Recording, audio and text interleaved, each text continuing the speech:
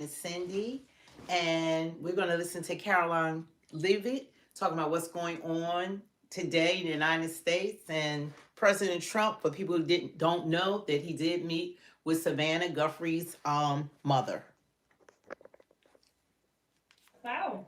We have a very packed room here today. Thank you all so much for showing up and for joining. I apologize for the delay. The president and I were watching the press conference about the search for Savannah Guthrie's mother, which is just a heartbreaking situation. The president, as you all know, spoke directly with Savannah yesterday and told her that the federal government is here to help. Any requests that are made by state and local officials in the search of Miss Guthrie will absolutely be accommodated. I spoke with the FBI directly about that today as well. And our hearts and our prayers are with Savannah and her entire family as they search for her dear mother.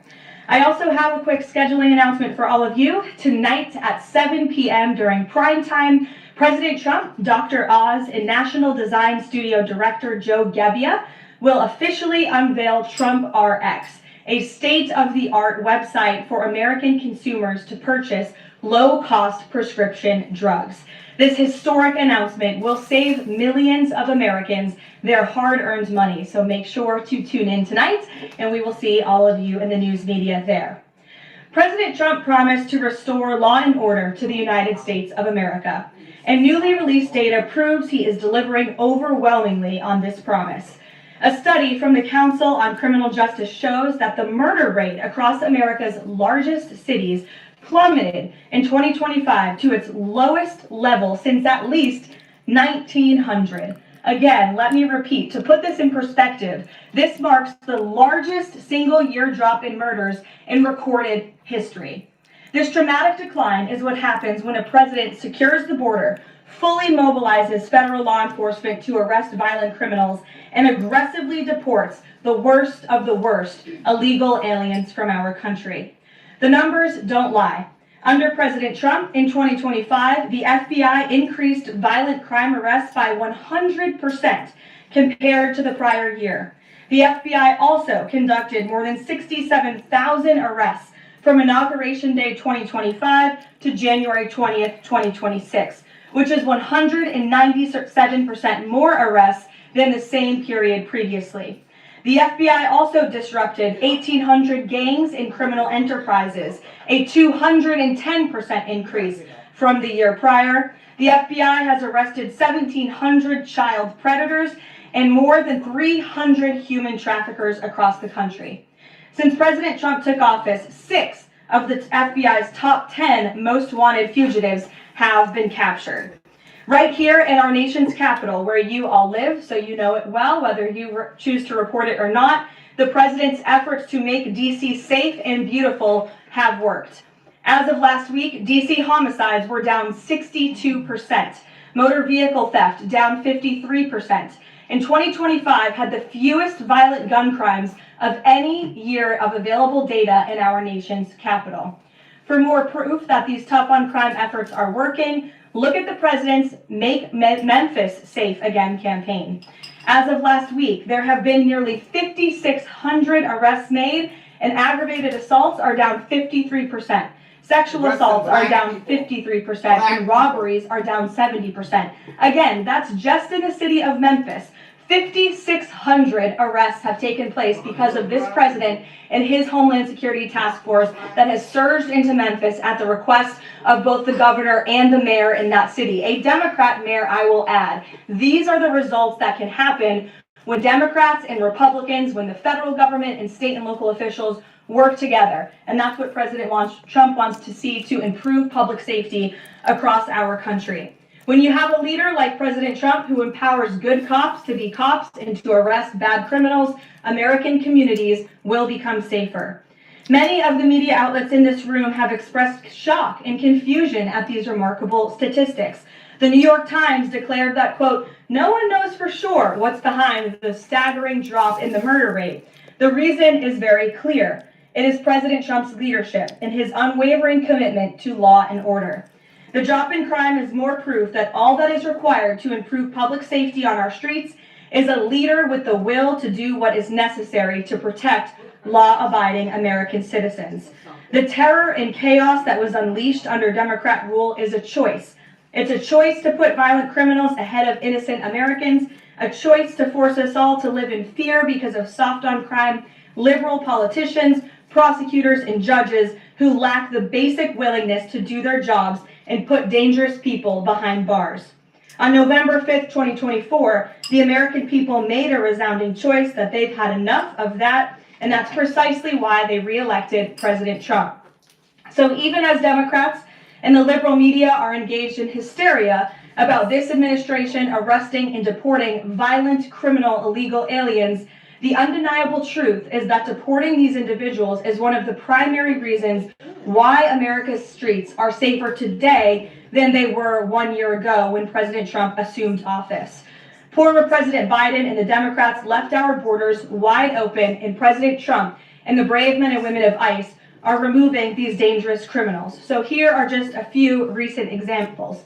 Number one, a Venezuelan national and active Tren de Aragua gang member with a rap sheet including homicide, assault, child cruelty, domestic violence, and property damage. This is an individual I can assure you not a single one of you in this room would want in your neighborhood, whether you admit it or not.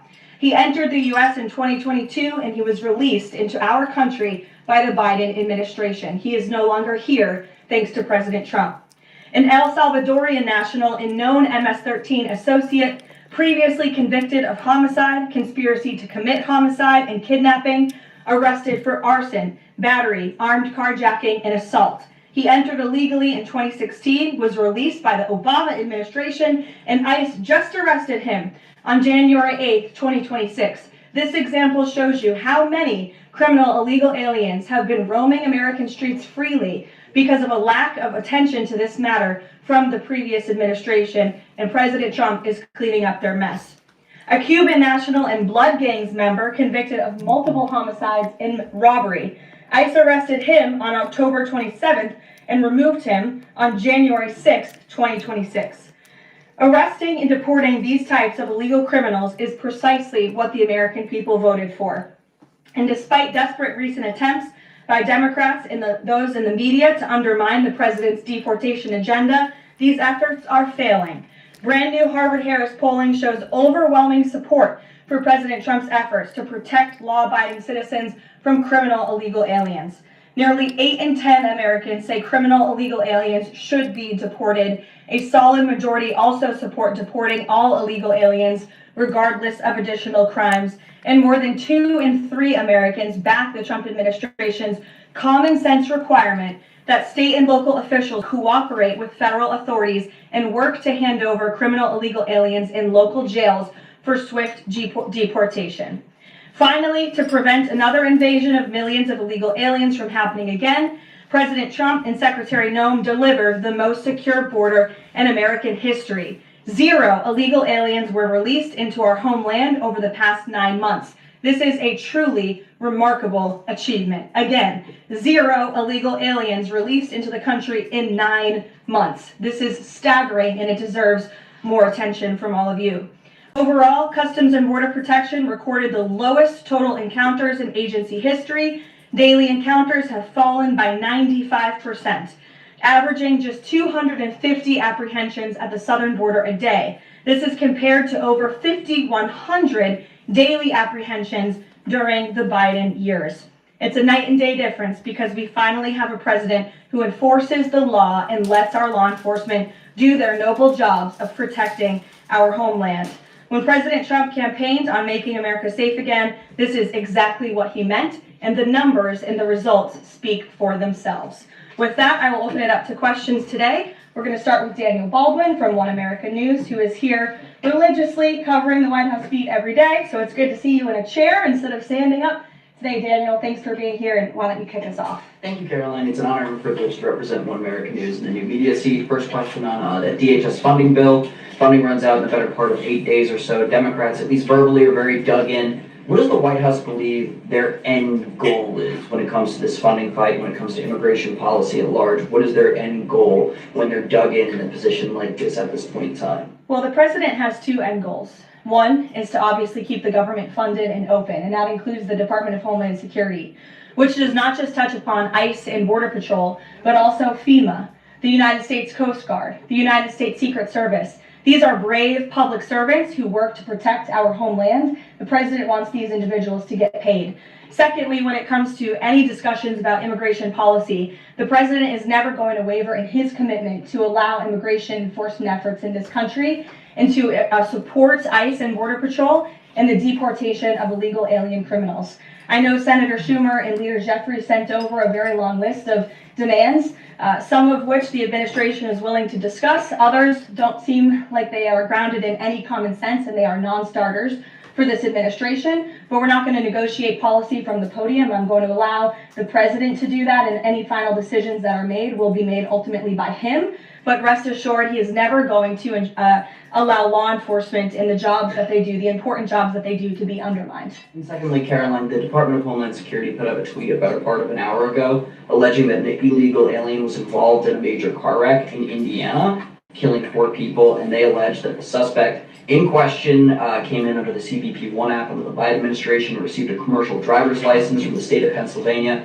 What is the White House's reaction to a situation like this? And what is the White House doing to crack down on cases like this where illegal aliens are obtaining commercial driver's licenses? Yes, this is another abhorrent example of the border crisis over the past 4 years, and it again exemplifies why the administration must continue and will always continue to fully back and support ICE and Border Patrol and law enforcement in their removal of illegal alien criminals from our country. For those who don't know, and all of you should report on it, 4 Americans were tragically killed and lost their lives this week yet again from an illegal alien individual who was paroled into the country by the Biden administration using the CBP-1 app, which they created like it was a magic pass for Disneyland. That's not how immigration in this country should work. And this illegal alien from Kyrgyzstan was traveling on an Indiana highway, and he failed to brake for a slowed semi-truck in front of him. He swerved into the lane and he crashed into a van carrying 15 passengers,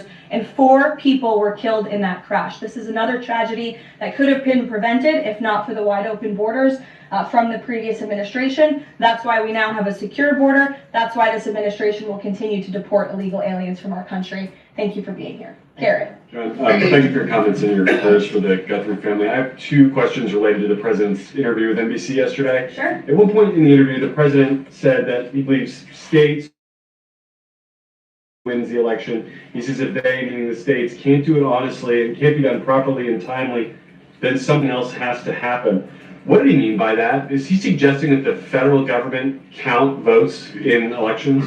What the president is suggesting, and I just spoke to him about this, is that Republicans and Democrats in Congress should pass the Save America Act. This piece of legislation is going to ensure that states are abiding by federal election law by removing non-citizens from their voter rolls. In addition, the Save America Act will require voter ID to vote, and it will require proof of citizenship to register to vote. These are very common sense policies and proposals that 89% of our country agree with. So that's what the president is talking about. Again, I just spoke with him about this, and he's calling on both Republicans and Democrats to send the Save America Act, to pass it into law and to send it to his desk as quickly as possible. The SAVE Act doesn't say anything about who counts votes, which has always been a state, a local, a county function. Why does he keep talking about somebody else, presumably the federal government, counting votes? Because the SAVE Act directs states to remove non-citizens from their voter rolls. And we know in states across the country, the president is right to point this out, in states like California or in places like New York City, non-citizens are allowed to vote in state and local elections. And the federal government should absolutely do away with that. I don't think a single person in this room, if you really are being honest with yourselves, should agree that non-citizens should vote in American elections, no matter where that election is up and down the ticket. And so this is a piece of federal legislation that will help states ensure the integrity and the safety of their elections, and that's what the president wants. Peter. Thanks, Caroline. President Trump posted about Nancy Guthrie that he is directing all federal law enforcement to be at the families and local law enforcement's complete disposal immediately.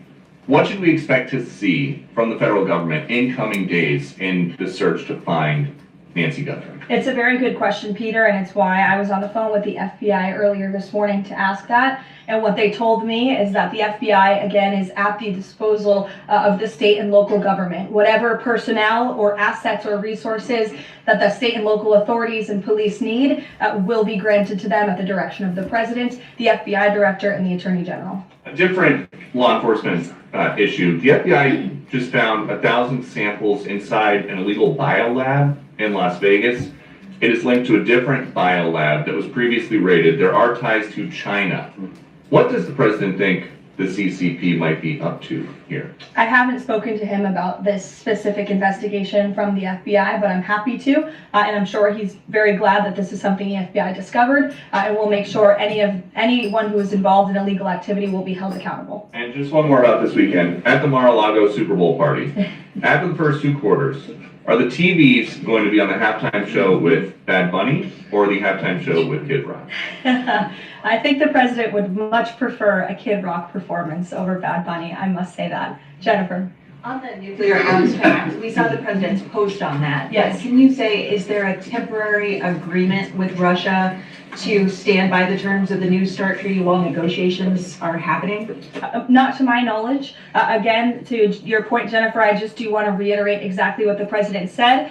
He wrote just moments ago, the United States is the most powerful country in the world. I completely rebuilt its military in my first term, including new and many refurbished nuclear weapons. I also added Space Force and now continue to rebuild our military at levels never seen before.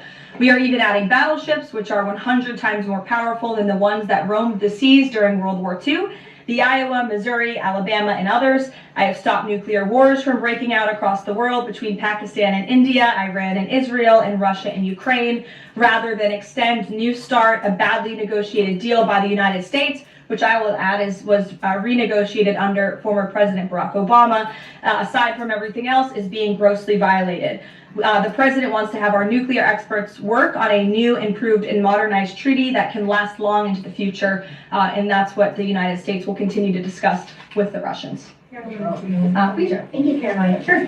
Did President Trump himself ever ask Karoline Gabbard to head down to Fulton County, Georgia? The president was asked and answered that question just yesterday. I've seen a lot of the media in this room get very caught up with the semantics of why Tulsi Gabbard is there. I will tell you why, and the president agrees with this, because election security is essential to national security. And as the director of national intelligence, it is a part of Ms. Gabbard's role to make sure that American elections are free of foreign interference and that American elections are safe and secure. And so the ODNI director is working with the FBI on this effort, and the president wholeheartedly supports both Kash Patel and Tulsi Gabbard in ensuring that American elections are safe, are secure, and are free of foreign intervention. Is there any indication that there's foreign influence? Federal law enforcement's involvement in the search. Well, excuse me one second.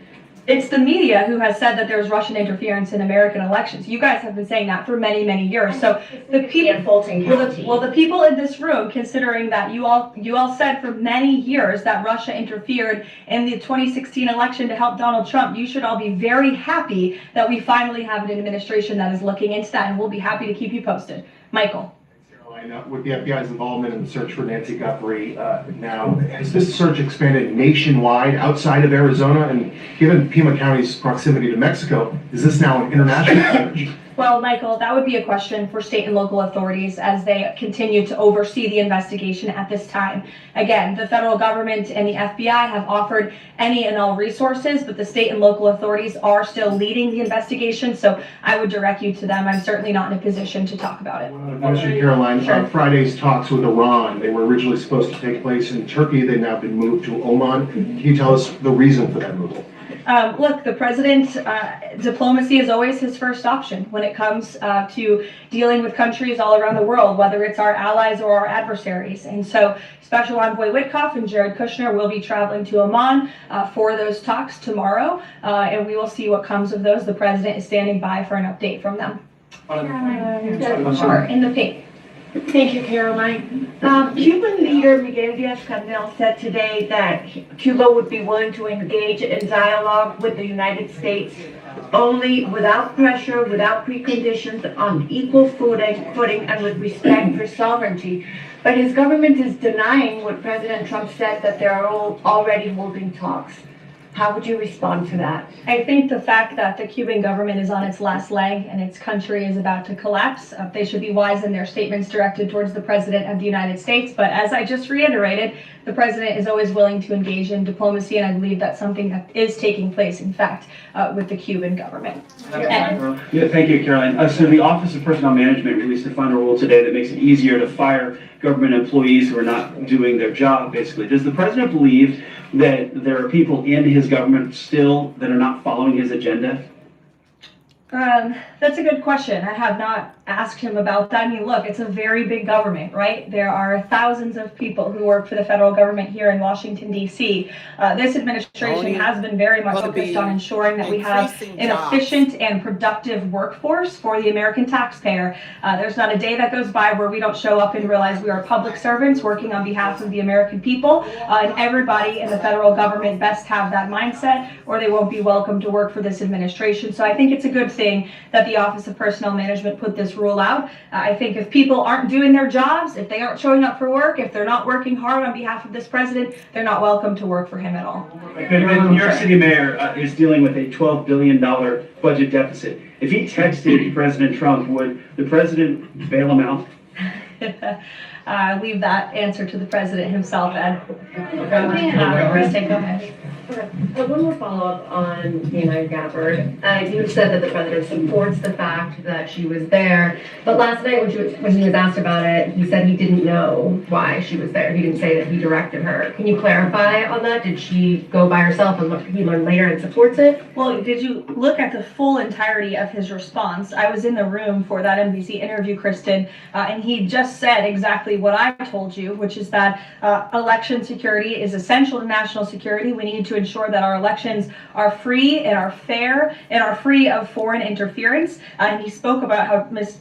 Tulsi Gabbard is involved in that effort. So you're taking like the first three words that he said to one question and not looking at his entire response. On what you said about foreign interference. You talked about 2016 and Russian interference, but what we've learned from these Georgia officials is what was seized by the FBI were ballots from 2020 in this Fulton County election center. Do you have any evidence that there was international interference in the 2020 election in this election center? What I do have evidence of, and what the media seems to be undermining, is why Tulsi Gabbard is there in the first place. And I would point you again to federal law that clearly assigns the DNI and the office with the statutory responsibility to lead counter intel matters related to election security. This includes assessing risks to election voting systems, software, voter registration databases, and more, and analyzing foreign interference. And the ODNI is responsible for supporting the White House interagency action to secure our elections through intel analysis and vulnerability assessments.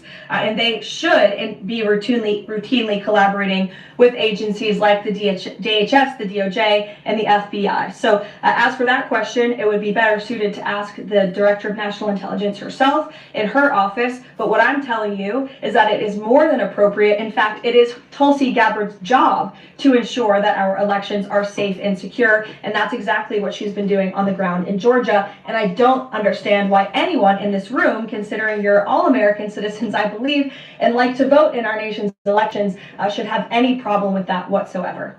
Now, thank you, Caroline. The president said that the administration should take a softer approach on immigration enforcement. He's also suggested for months that some migrant workers should be spared from these raids based on what they're doing. Is the administration going to continue to conduct large worksite raids as it seeks to target violent criminals? And can you clarify, is the federal government going to continue doing these deportation operations in blue cities where authorities say they don't want them?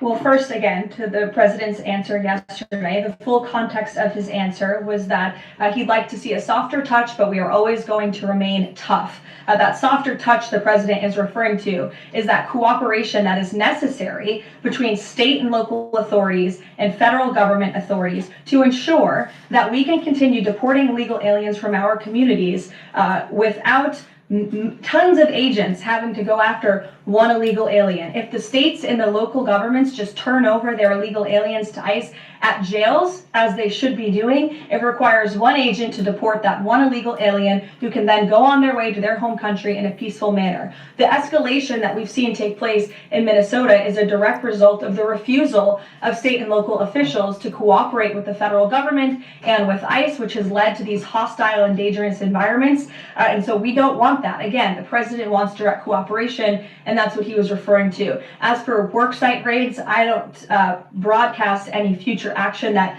may or may not happen from the Department of Homeland Security. But again, the president's focus and the administration's focus is on targeting illegal alien criminals, especially those who have committed heinous crimes in our country, as evidenced by the few illegal aliens that I just shared with you here today. Will ICE and Border Patrol avoid going to other blue cities where the local officials are saying, we won't work with you, we don't want you here? Well, first of all, those local officials should be wanting to work with ICE. Why would any official, whether you're a Democrat or a Republican, want murderers and predators in your city? It makes zero sense. It's an untenable position. The only reason Democrats are taking that position now is because their entire party platform is just anti-Trump. It makes no sense for the American people. They should be calling this White House, they should be calling Secretary Noem, they should be calling Tom Homan, and they should be saying, we want to work with you to remove the worst of the worst criminals from our city. Please come here. So yes, ICE is going to continue to do their job in cities and communities across the country, but it certainly makes it much easier when we have that level of cooperation and corroboration at the state and local level. In places like Florida, where there has been the arrest of thousands, tens of thousands of illegal alien criminals. None of you talk about that, or none of you hear about that, because these operations are going seamlessly and peacefully. Why? Because there is an intimate cooperation between the state government and the federal government, and that's what the president wants to see in all 50 states.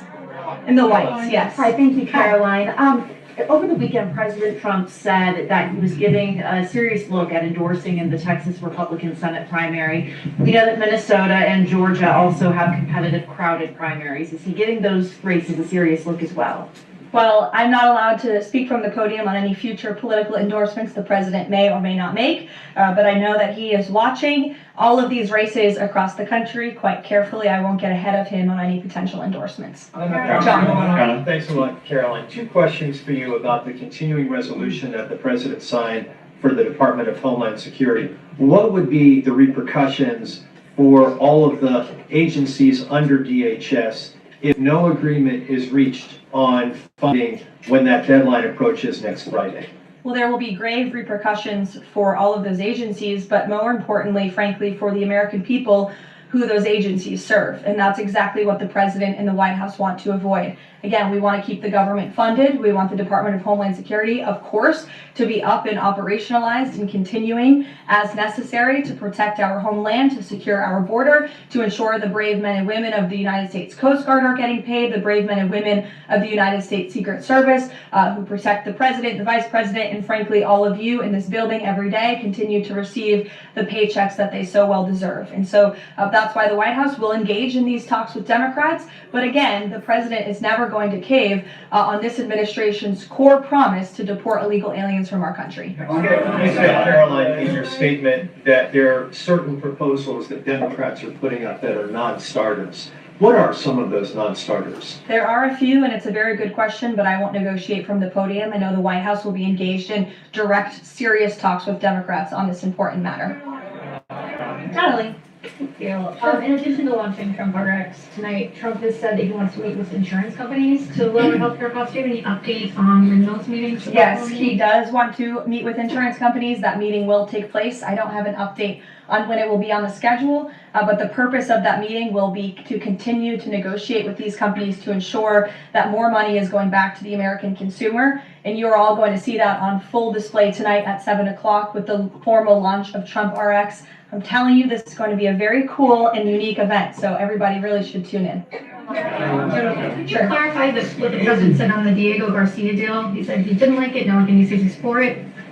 He spoke with Prime Minister Starmer directly. He understands Prime Minister Starmer's position, and he supports it. But as the president reiterated in that statement, of course, the United States reserves the right to protect our assets. We still have a military base, of course, on the island of Diego Garcia. And so the president reiterated to the Prime Minister and to all of you that the United States will never waver, if necessary, in protecting our assets anywhere in the world, but including on Diego Garcia. And he supports the Prime Minister's decision. Caroline, can I ask you? Said that he's now seeking. John, I'll go to you after.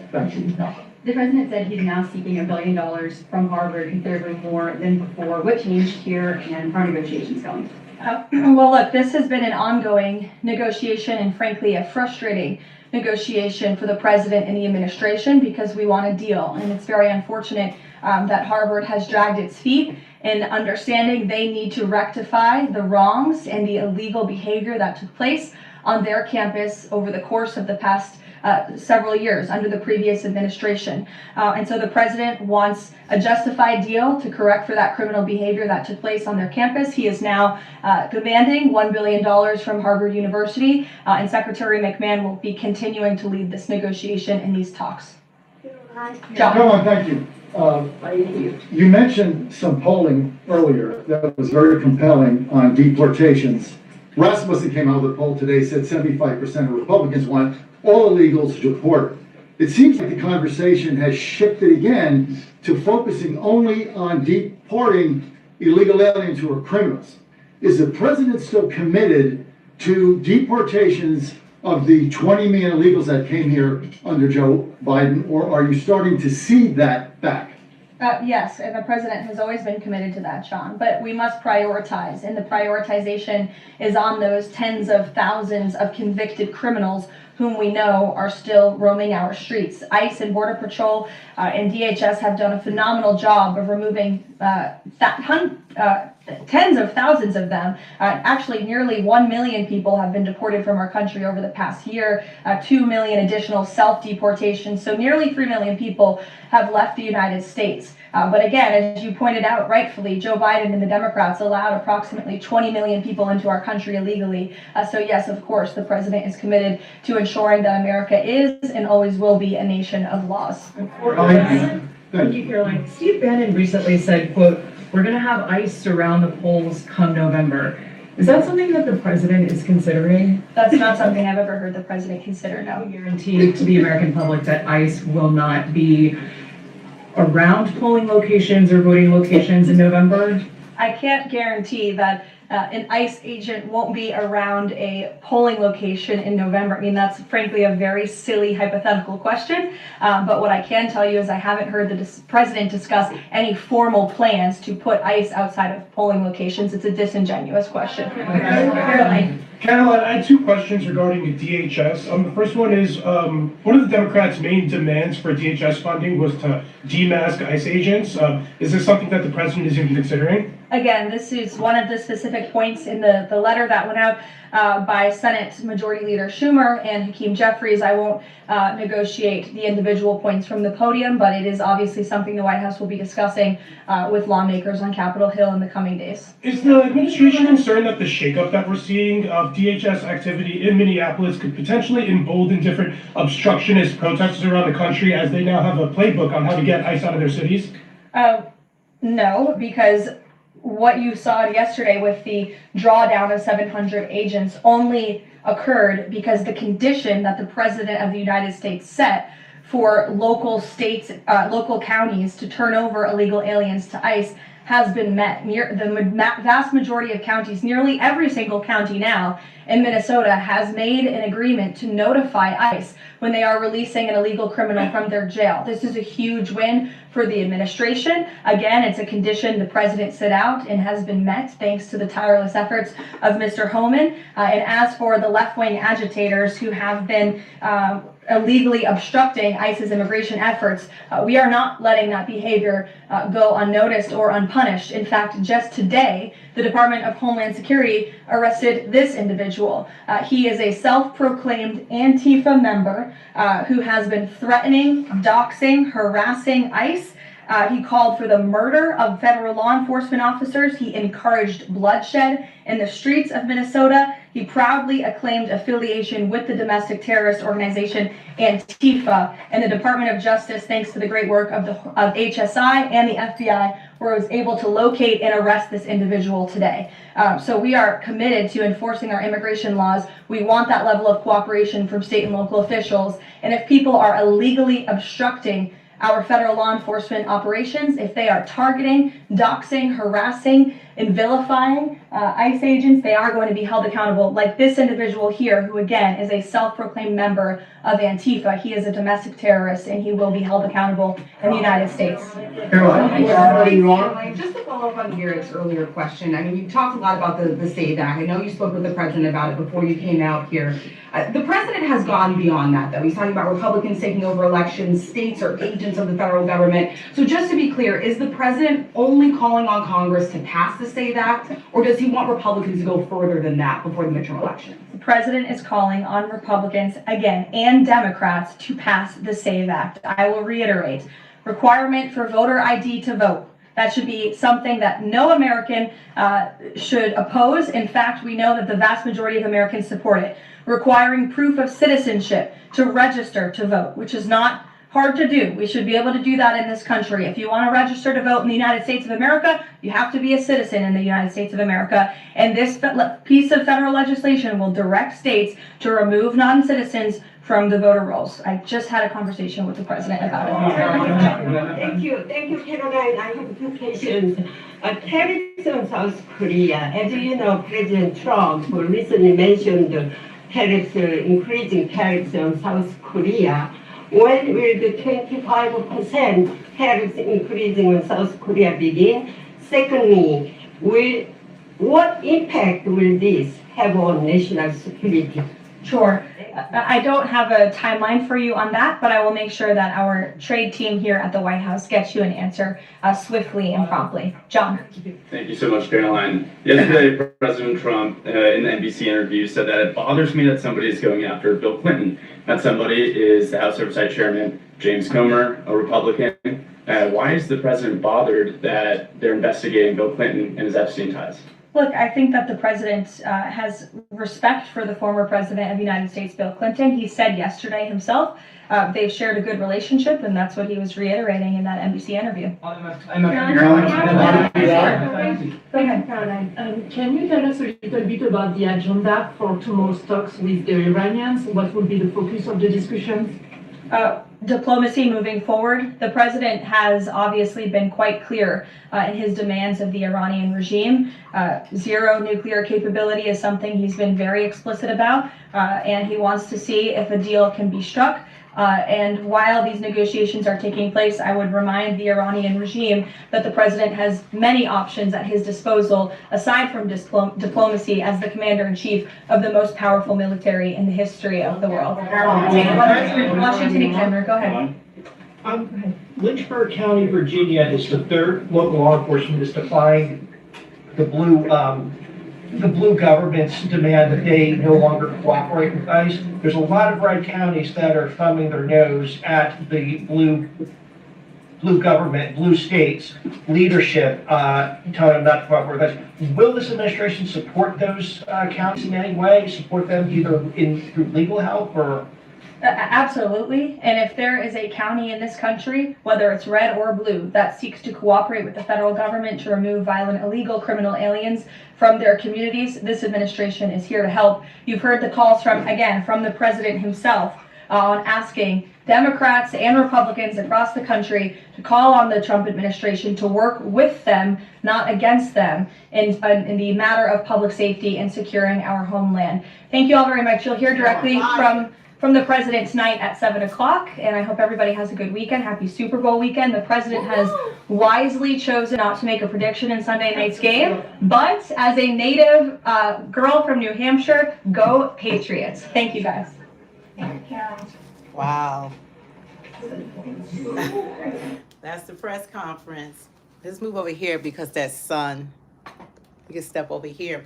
Anyway, you guys, there's a lot that she got in, a lot that she said.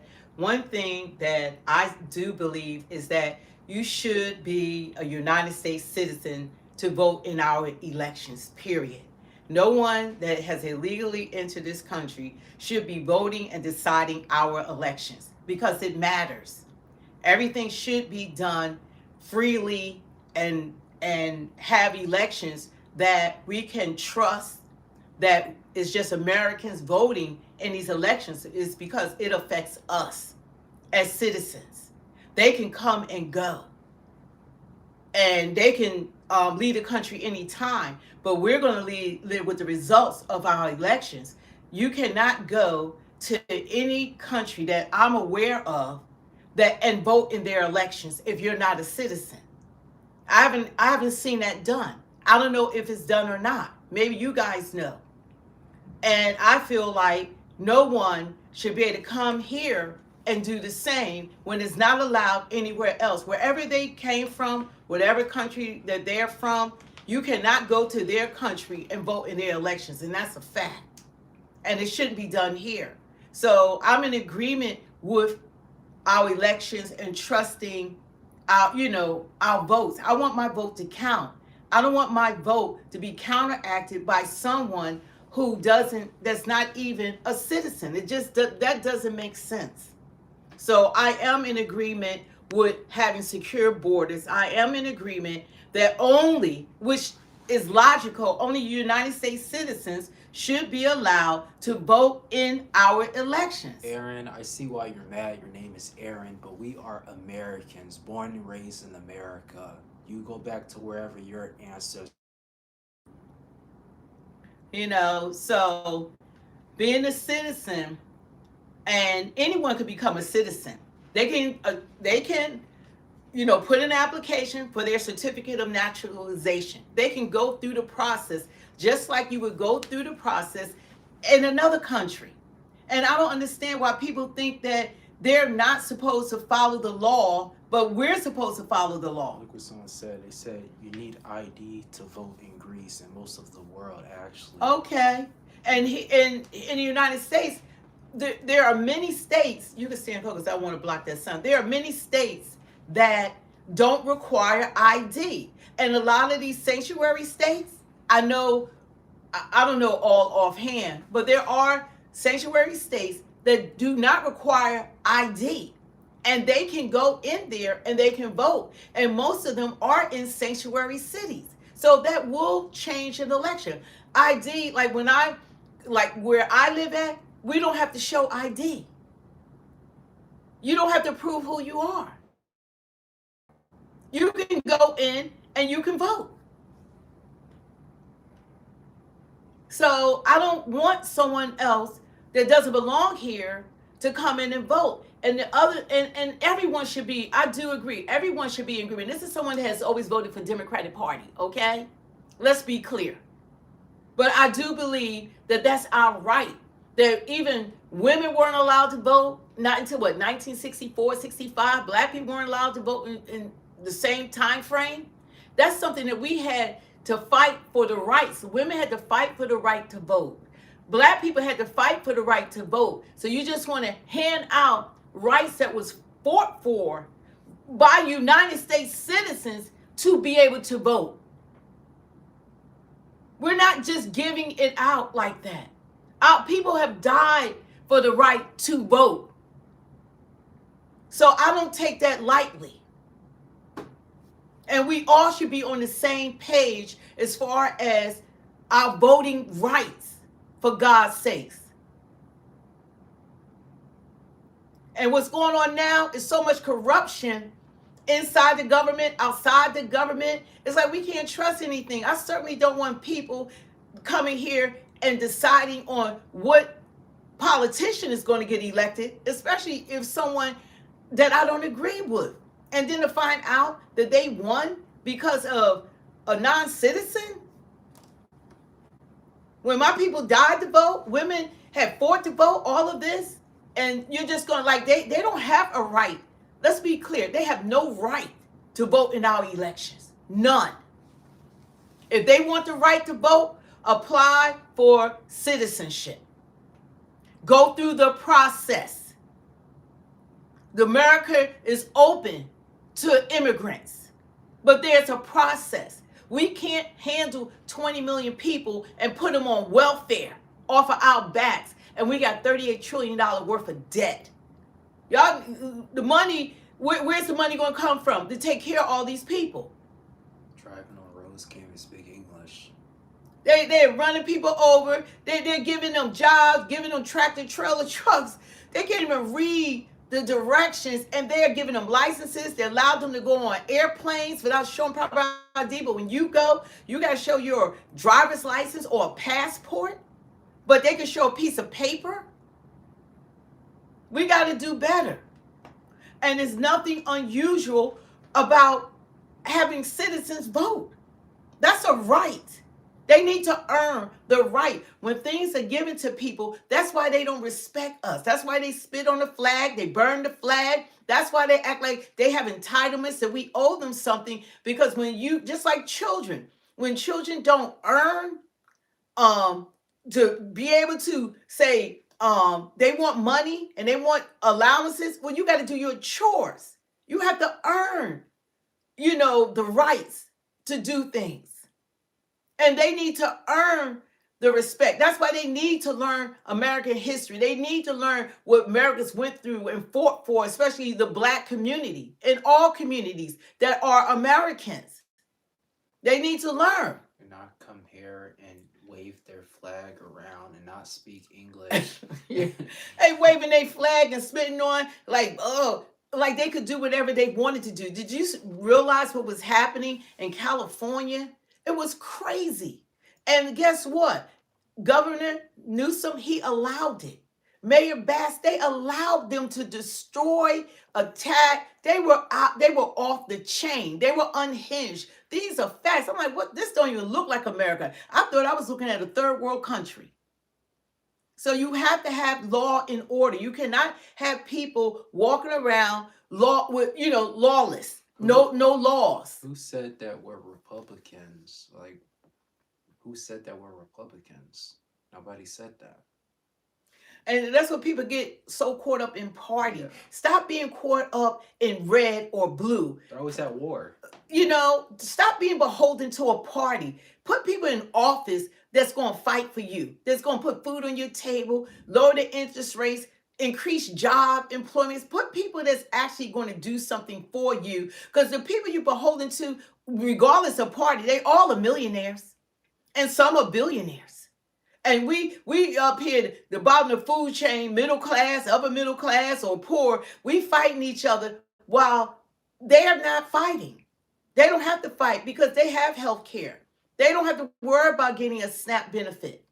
When 42 million people or whatever, when the government shut down the last time, that they couldn't even make it a month without government assistance. Mind you, they were working poor. These are Americans that were going to work, but they needed subsidies like the average was getting like $100 something, but we let the illegal immigrants come over here and they were putting $3,500 a month on SNAP cards, giving them cash, $23,000, $40,000 cash payments on their cards while you work. And that's our taxpayer dollars. But Americans, they begging for $100 at the same time we gave Argentina $40 billion. And we complain about taking care of our own, but we're here for the world. Oh, thank you, Michael. They said I just found you. I liked and sub to your speaking. Yeah, we're going to help the world. And that's why I do believe in take care of your home. Take care of your house. I can't help someone else if I can't help my own children, my own family. You got to take care. If I can't provide a roof, you got to be able, you have to take care of your home so that you can be blessed to be a blessing. Take care of our home. Is our country. We got to take care. We allow so many bad people to come in that they can attack our infrastructure. They can attack our water system. They can bring they finding that these labs and stuff, that they're bringing viruses and stuff over here. We allow people to come in that are plotting on us. And that's the truth. And we bickering about red and blue. Well, if you read the Bible, Jesus Christ said to respect world leaders. Respect those in authority over Those in you. authority over. And if you don't like what's going on, pray for them. I didn't like Biden administration. They were terrible. Yeah, they said, who would Jesus deport? What would Jesus do? He wants you to follow the law. Like Jesus said, give Caesar what's Caesar. Jesus followed the law of the land. He paid taxes. He did what he was supposed to do. He will be beholden to God. He's not beholden to a party. You know, get behold in front of God, tell me, well, they were Republican God, or if they were Democrat God. Y'all got to focus on who is actually working for you. When I go to vote, I'm gonna look at policy. Who's actually going to do something to help us? Not people talking a good game, not people who don't have a record. I'm not voting Republican or Democrat because of the party. I'm voting for what I stand on. I have principles that I stand on. It's like people spend time bickering about the other party when they're part of the opposite party instead of looking at also the problems in their own party. Yeah, they won't look at the problems in their own party. And I've been on both sides, Republican and Democrat, and each party don't look at what's wrong with their own freaking party. Yeah. You know, they find that one thing that they don't like about this party and the one thing they don't like about the other party, but they don't look at your party and what's going on. I wasn't in agreement with how, say, Minnesota, Minneapolis, or whatever, how they were handling the illegal immigrants. Well, I believe that they should pick them up at jail. Why not? Well, correction, boy, oh boy, Trump actually did in his previous administration the First Step Act, which helped get Black people out of jail who were there for minor offenses. And mind you, Trump 45, go Yeah, ahead. he gave to HBCUs millions of dollars so they didn't have to keep asking like they were every year. Trump got a lot of the black vote and from black men because of Trump 45. Yeah. Because of the First Step Act. Biden should have never been elected because of the 1994 crime bill that caused mass incarceration of black people. The Democratic Party gives everybody the impression that they're for the black people, which they are not. They are the ones that started the Ku Klux Klan. They're the ones behind Jim Crow. They tried to filibuster the 1994 Civil Rights Act, 1965 Civil Rights Act. And they filibustered it for 70 days. It was the Republicans that was pushing it. Biden, Democratic president.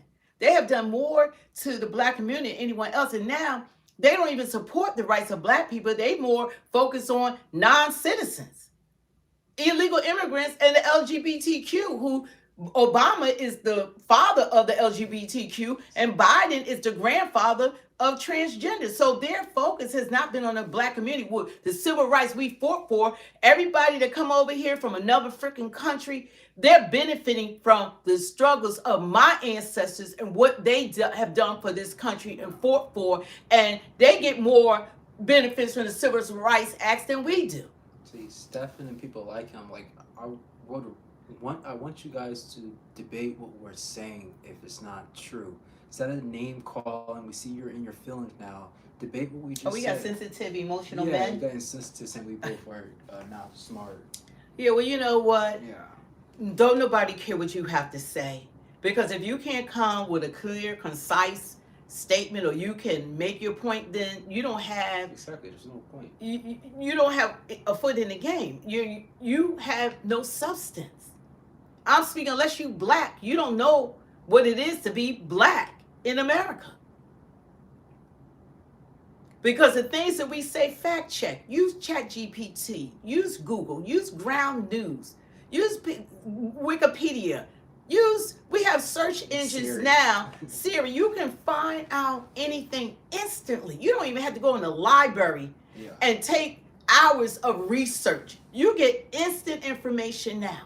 And the only time people agree is because when you say things that they don't want to hear, then that's what the problem is. They don't want the truth. They want you to tickle their ears, lie to them, and go along to get along, and they don't want the truth. You don't want the truth because it's not in you. But the things and the other thing that I feel like with the what ICE is doing, it is out of control. When you got American citizens that are being killed on the street, who thought because of the color of their skin that wouldn't happen to them, but they found out. What's that? FAFO? They found out that their complexion did not protect them from ICE. A mother of three, Renee Good, had lost her life. Alex Pretty, he's lost his life. You know, these are Americans that you're out there fighting for people that they are going after people being let out of prisons that have committed crimes not only in their country, but since they've been here. I mean, you got to level off the madness. Allow ICE to pick them up, and I've said this over and over, allow them to pick them up from prison, from the jails, so that they don't go back out on the street into your communities and hide there. And then ICE come in, and then you have all of the protests. You have people interfering, and some of the people you're fighting for are legitimate criminals that you're fighting. You don't try to stop United States that's locking up American prisoners. Well, how many of y'all protesting the lockups of American prisoners? How many of y'all at the courthouse when some of these people are let free? American citizens that committed crime. None of y'all. Some But that's been falsely accused. yeah, they not there. But you so concerned about people that they have done their research on. They know who they are. They have intelligence. And they're going after specific people. But then you go in the neighborhood, then everyone is in the crossfire. So start there. Start with allowing them to go inside the prisons. Or go to the prisons and pick them up. Because they shouldn't be out on the street. Here we go. Someone in the chat said because they got due process. You know, pick them up from there. And you pay for their due process. Because if they were already in prison, they already been getting due process. Okay? Okay? They're already getting that. Since that's what's important to you, they're getting that. When they had locked up Killmonger, was Garcia, whatever. Garcia. Yeah, we had already spent $5 million on one person. $5 million. I don't know how much we done spent now. What, 10 million? That's okay. One person. Then they make these big fundraisers for them. Yeah, they're making them rich. Yeah. Making them rich. You know, but we got a lot to look at. But as far as that, but I don't believe in keep firing federal workers. I got a problem with that. We're supposed to be bringing jobs and having Americans employed. But when you firing and letting go hundreds of thousands of federal workers from living wage jobs, I have a problem with that because you haven't replaced anything. Those living wage jobs mean that they can send their kids to college. They can buy a single home. They can take care of their families with one job, not 3 jobs. They can spend time with their kids, raising their kids. They can send their kids to camp. But when you take away those jobs, some of them are irreplaceable. And that's what this government has done to federal workers. And you know the people that have been targeted? My community. Of course, we're the go. They getting rid of people, but they get rid of black people, black women. That's my problem with Trump. I'm going to stand 10 toes down for my black community and black women. I'm not in agreement with that. A lot of racism is going on inside that White House because the people that's behind Trump now that he's listening to were not the people when he was 45. The people now that are there, like, you know who they are. The one who get ready to become a trillionaire. And none of these people have been elected in office, but they have an ear to the president. Well, Eric, there's a couple of people in the chat need to educate themselves. But Eric, if you actually look it up, white women are who benefit from DEI, and black people are last on the list. If you want to look it up. It's so sad that even all these months that people still don't know that DEI is alive from hell. That the people, if you want anything to blame anyone, just take a black person. Yeah. That's it. Scapegoat. Diversity, equity, and inclusion should benefit black people, but it don't. DEI benefited white women, Hispanics, Asians, disability, seniors, vets. Black people were number 9 on the list. We were like 1%, but we're the face of it. White women are the face of DEI. That's a fact. I mean, the truth is the truth. But as long as they keep telling you, oh, that's a DEI hire, that's bullshit. It is. But what I like about this day and time, you can find out for yourself. If you want to know who benefited from DEI, Google it. Ask ChatGPT. Ask an AI. Wikipedia. Ask Ground News. You can find out information for yourself. Now, if you don't do that, you just want to believe a lie. Okay? Then come back here and then confirm I was right. So y'all got to stop that. See, that's how the media, I didn't know how much, like Trump was saying for years, fake news. The media, and no matter who in the White House, because Trump does the same thing, they can get citizens to believe whatever they want to. But now we have search engines. We have access to all information. So if they lied to you, it's because you want to be lied to. And that's it. This is called Speak the Truth 2.0. Don't forget to hit the like, share, subscribe for the truth. I'm not beholden to man. I'm beholden to God. Okay? I don't answer to man. I answer to God. You know, both parties have done ills towards the citizens of this country. And even people being racist or prejudiced, you need those programs as well. Because everybody hurts. Everybody is affected. You can't separate it. See, boy, now you're twisting what she said about DEI. Now you're saying that we're in the wrong because we view that black people aren't benefiting it being the main problem. You know what? It doesn't matter what one person thinks. It does not matter. The truth will set you free. Find out for yourself. Okay? Because whatever you say and you tell them the truth, then they'll spin it another way. You know, when you tell them the truth and they can't argue that point because the truth is the truth. Yeah. And you know what? You live in the last days when people call wrong right and right wrong. And that's what's going on. When you call right wrong and wrong right, we're getting more wrong right these days. People want to, when you tell them what's right, that's not what they want to hear. And then they spin it and they change it up to fit their narrative. You know, they don't want to know all the lies. We've been manipulated as a country. We've been lied to. We've been taken advantage of. And all they got to do is keep telling you the same thing over and over and over again. Black people commit more crime than everybody else. That's a lie from hell. But we're the face of it. When crime is committed, they'll show you a black person. Oh, yeah, they're dangerous. They this. We have never been the dangerous people in this damn country. It's not been black people, have not been the most dangerous people in this country. We never enslaved people. We never wiped out the indigenous people. We never locked up Japanese people and put them in encampments. We didn't do the things that was done to us. We are not the ones. But then they paint us like we are, like, you know, criminals and things like that. And we're not. Yeah, well, and actually, we're not. Actually, the diversity population is white people because Native Americans were the first one here. And white people, they didn't come around to what, 1600s?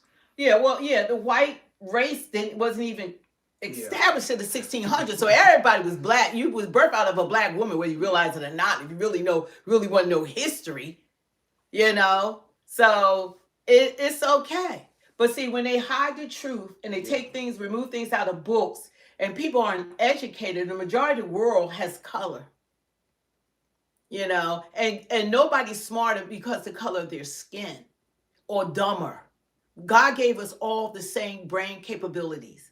These are facts. Facts.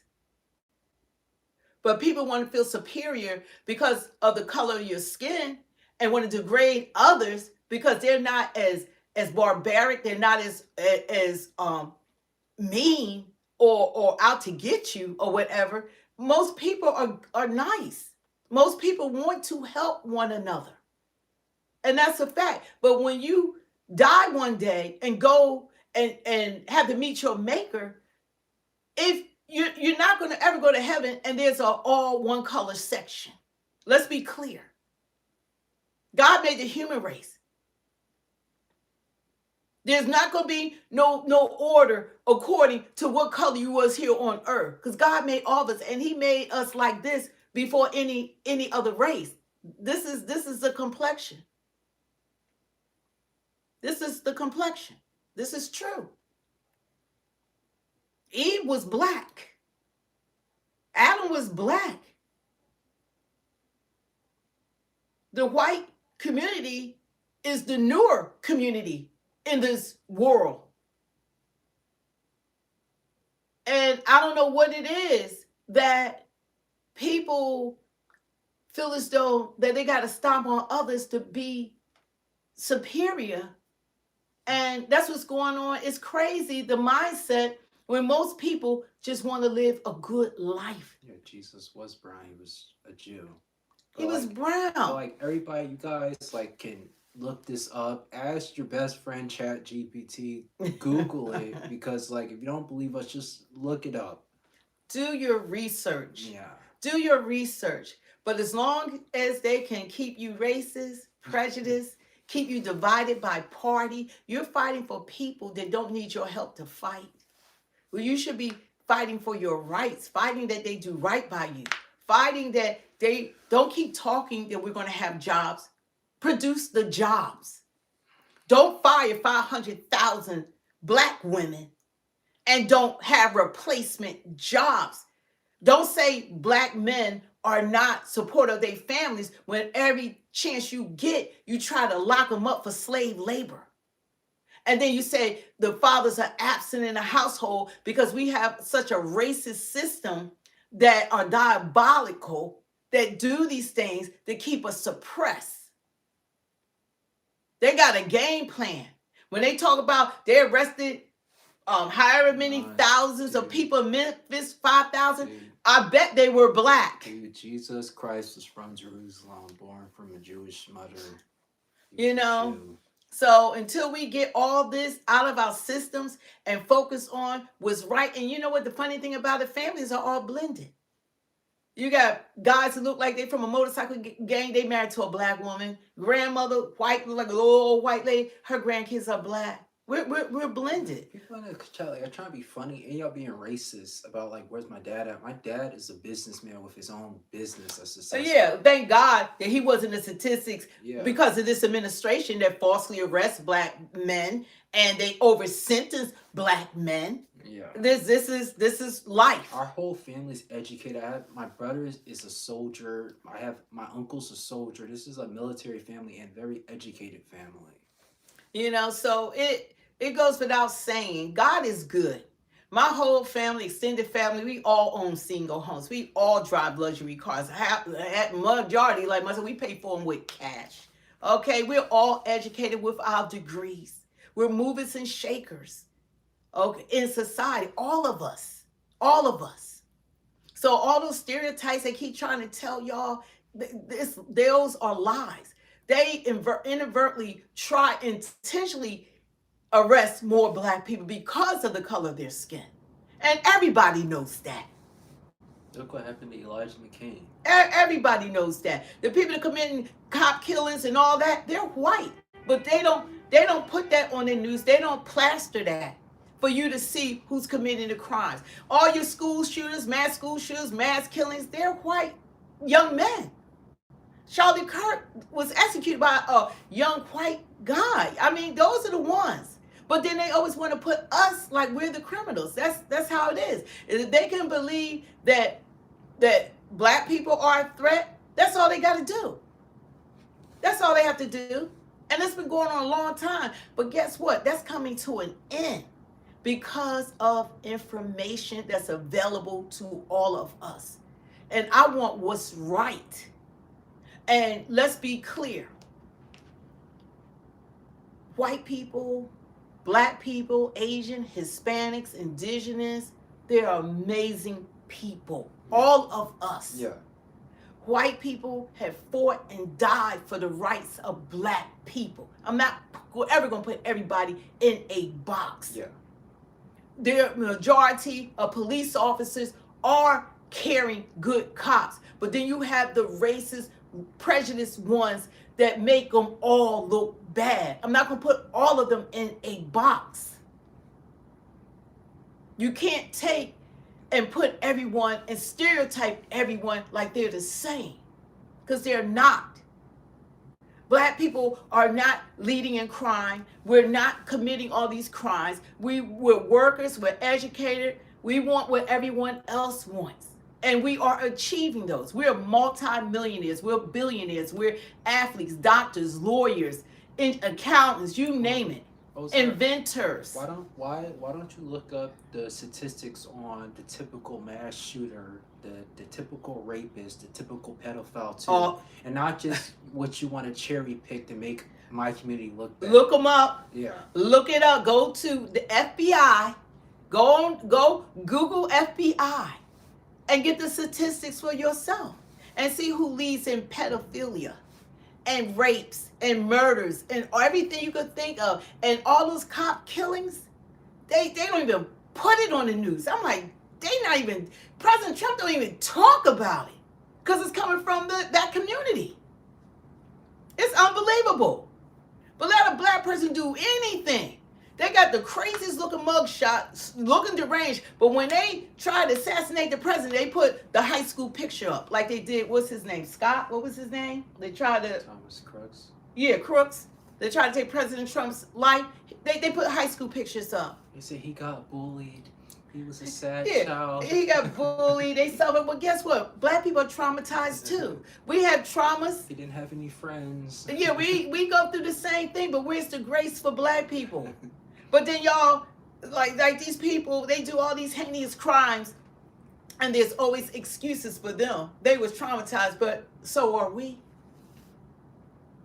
So anyway, God is good. We're coming back on at 7 o'clock. Trump's going to make his announcements and things that's going on. We are coming back on about what's going on with the NFL. And I do have a channel called Speak to Sports. So don't forget to hit the like, share, subscribe to that channel, and pray to all here. I'm going to start putting up prayers. And, I'm going to do the book of Psalms.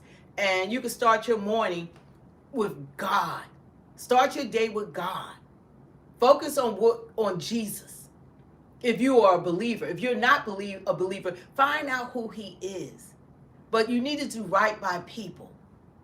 And I want more than anything, no matter what is the truth. And any black people are happy Black History Month. I think I will do something for Black History Month that this administration wants to not even mention all the contributions that was built off the blacks of Americans that built this country. Didn't say anything about MLK either. Didn't say nothing about Dr. Martin Luther King Day, nothing. That is disgraceful. Yeah. Disgraceful.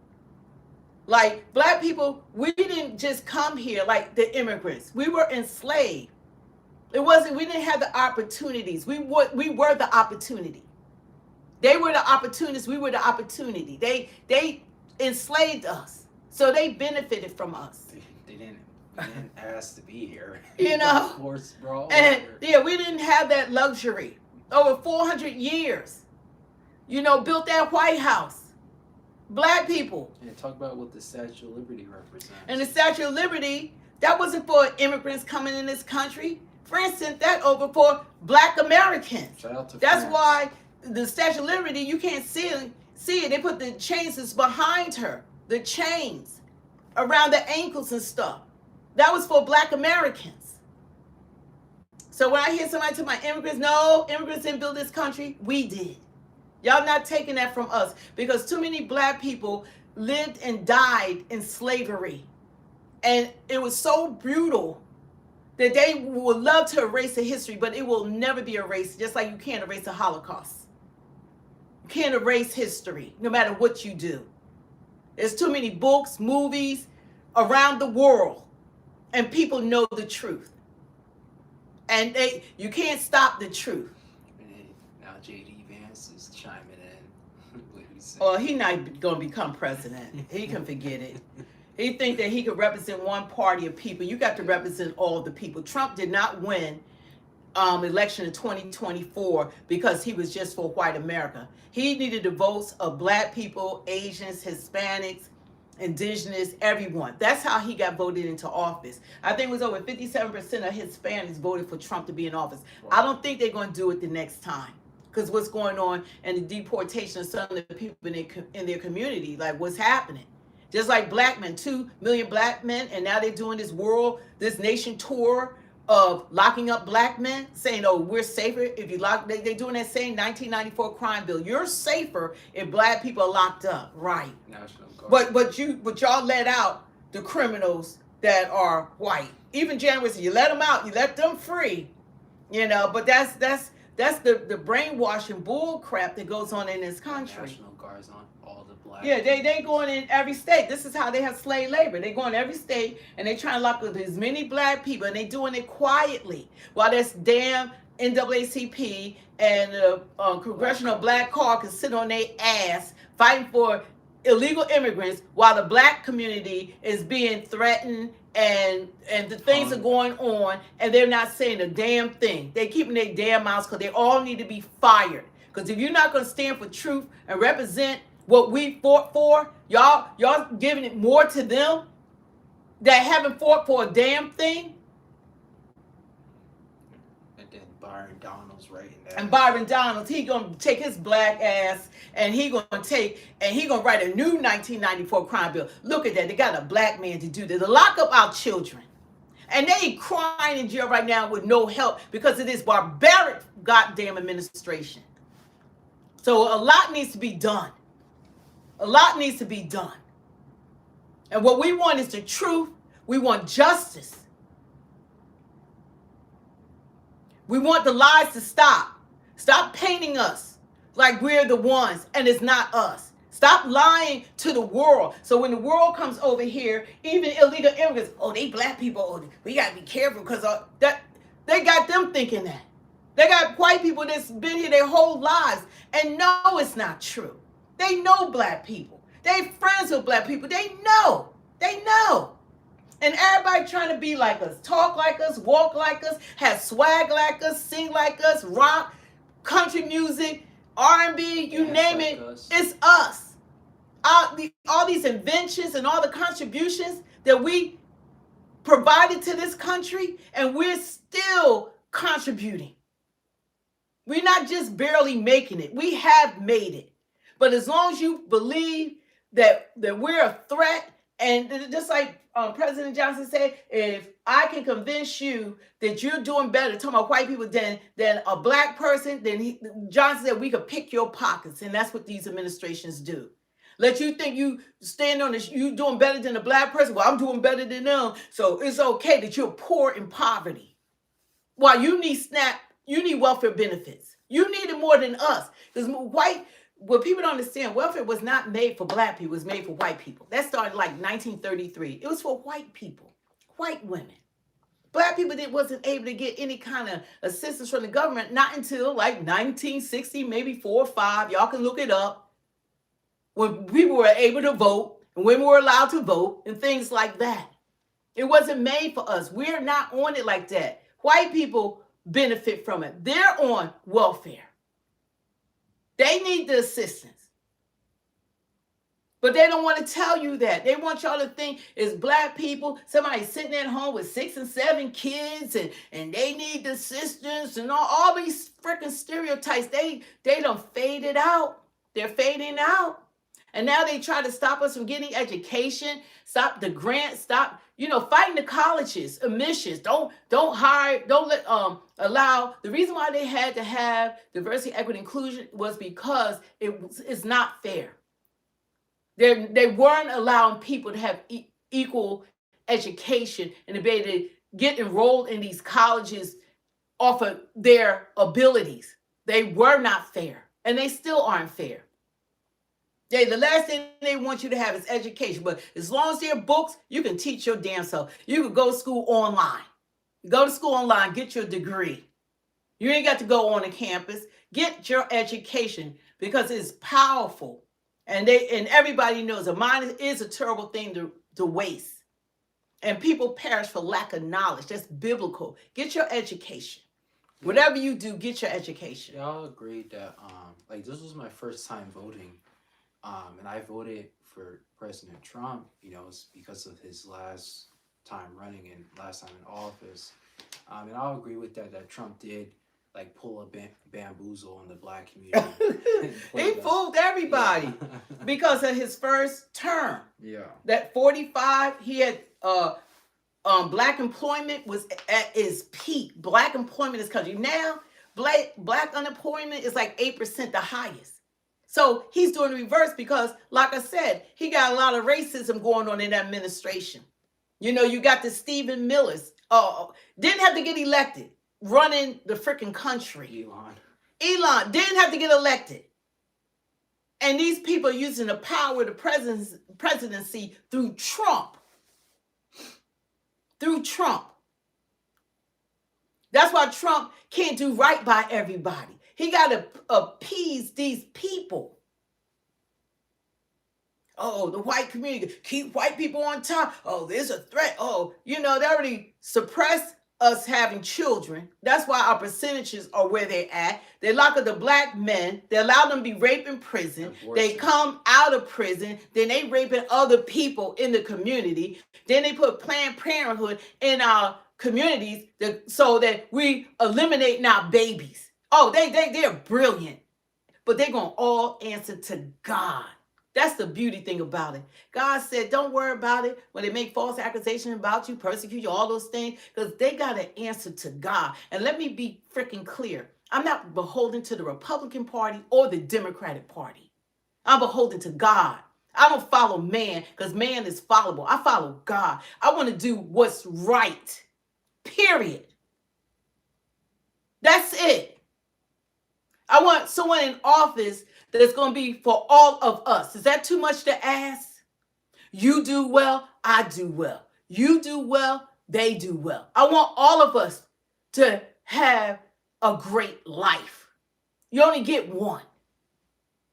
And as long as we got all this division and they keep us fighting, how much better are you doing? Now, they're giving you all the statistics. How much better are you actually doing?